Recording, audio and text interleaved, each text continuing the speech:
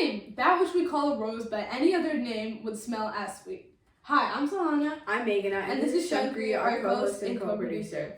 Today we're going to be discussing the short stories What's in a Name by Jialin, Peng and The Intellectuals by Sanjeev Sanyal. First of all, I'll summarize What's in a Name by Jialin, Peng. This story follows the journey of a man, Cho Xiao, or at least that's what his name is in the first place. Over the course of the story, he has to change his names multiple times due to many reasons. Firstly, he has to change his name because it's politically incorrect, right? So after he does this, he almost changes his name to the wrong thing because his first name, Cho, actually means hate. So he was about to say that he hates the government instead of liking the government. But his friend catches him in doing this and he's like, oh my gosh, phew, I dodged a bullet there, right? So he ends up changing his last name to his mother's family name, Chin, right? And this is all okay, right? He's fine with this.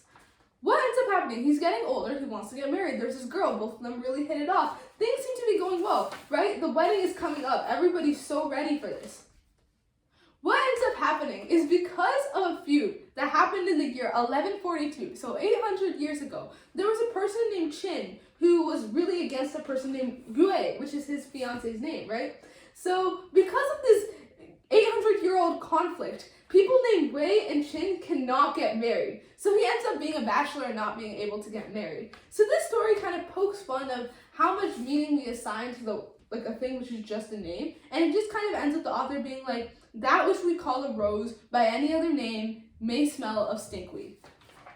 Okay, so the second story that we were bringing up today is called The Intellectuals. And so this story revolves around a professor who goes from America to India to attend a series of conferences by these intellectuals, right? And she goes there and she meets all the intellectuals, and they're just these people with these really, really, really long titles in their name. There's this one guy who's kind of not unofficially not part of the group, in that he really idolizes the rest of them, but the rest of them kind of scoff at him because he's nowhere near as big as the rest of them.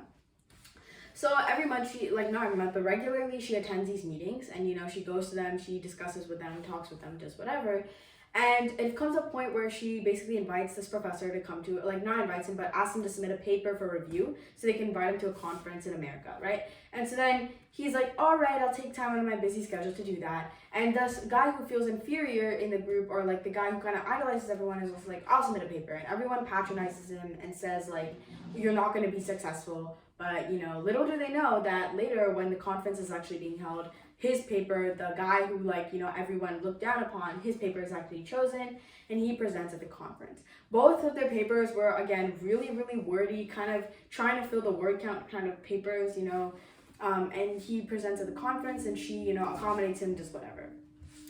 Later, she goes back to visit them and she sees the guy who they all thought was inferior is now leading the group. He's kind of the alpha of the group, right?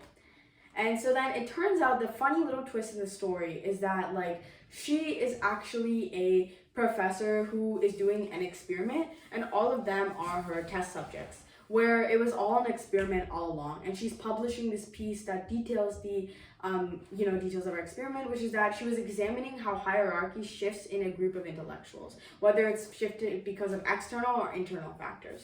Right? And to her, it's because of external factors. Even though they say that they all have this really solid internal footing, they all change so fast and easily, and it's all a lie and fake because of these external factors. Mm-hmm. So that is really what this story is about. Yeah, so in both of these stories, a lot of effort goes into the meaning behind words and the meaning behind names. To the main character in the story about the names, right? And the main character in What's in a Name, he does not care about what his name is. He thinks his name in the beginning of the story is just fine. It's just a regular name that he got from his parents, right? The only reason he changes it is because of societal pressures, because everybody's telling him to, because he kind of wants to fit in, right? And in the intellectuals, all of these people, they just keep saying things, but do their words really have any meaning? Again, like you were saying, they're just saying things to try and fill the word count, right? In reality, isn't it much more of a skill to try and condense a really long thing into very few words, right? That's much more of a skill. But these intellectuals, they don't see it that way, right? Mm-hmm. So they ascribe that their words have more meaning to them, when in reality, by just doing this word vomit, they're reducing the meaning of these words. And by changing his name so many times, he's reducing the meaning of his name. Exactly.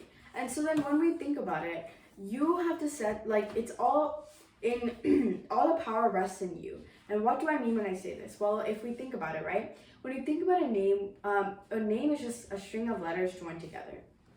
It's really not that deep, right? But you have to carve who you are. You have to define your identity. You need to figure out who you truly are. It's all up to you. Your actions, your thoughts, all of that is up to you. Now, when we think about like this whole thing with the intellectuals, on the other hand, right? It's like they're not really putting the money where their mouth is, where they are over here discussing all of these so-called intellectual, beautiful topics, right?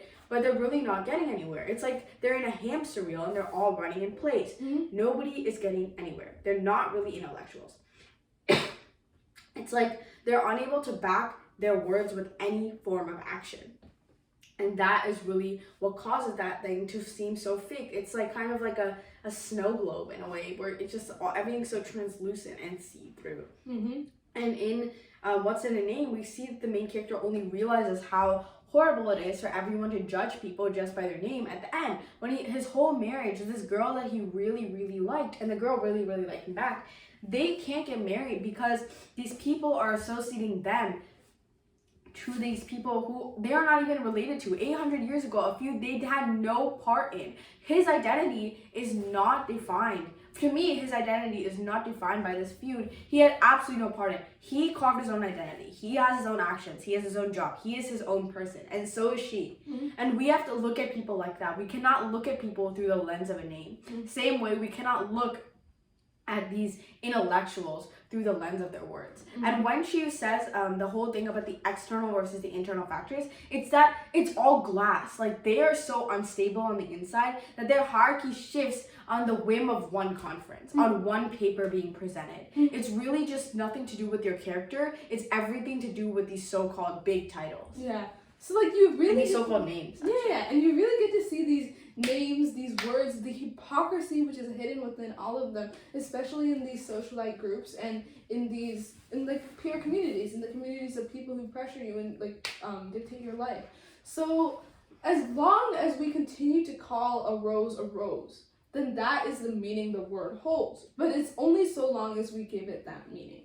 Because in the end, words have the meaning that you give them, and names have the meaning you give them. And if you really want to do something with that, you have to act. Exactly. Like, you need to have the actions behind your words. You cannot just have empty words and empty promises. Because that would just, like this book, these two stories said in a very funny way, there's just no way you can get somewhere just by like saying these empty words. You have to back up. You have to back it up with some sort of action. And you cannot judge other people just on the basis of something as flimsy as a name. You cannot think somebody is an intellectual just as something as flimsy as a title or a few discussions. It's much more deep than that. Yeah. I think one of the most funny things about the intellectual actually is that like when she gets there, the person is introducing someone and she's like, yes, she is this, she's this, and she's also a member of National Geographic. And the professor's like, and the author said it's like, as this little humorous thing where he's like, the professor wanted to add that anyone who subscribed to National Geographic was called a member, but she refrained. It's kind of like they want to puff up, like they're like peacocks where they want to puff up to be like all of these huge things without really having the actions behind it. It's just like a balloon, and then when you look inside, it's just air. So both of these stories are really funny, they're really satirical, and they definitely pack a punch. They pack a message through their humor and satire. So I would highly, highly recommend that you read both of these stories, and thank you so much for watching. Yep, we'll see you next time. Bye!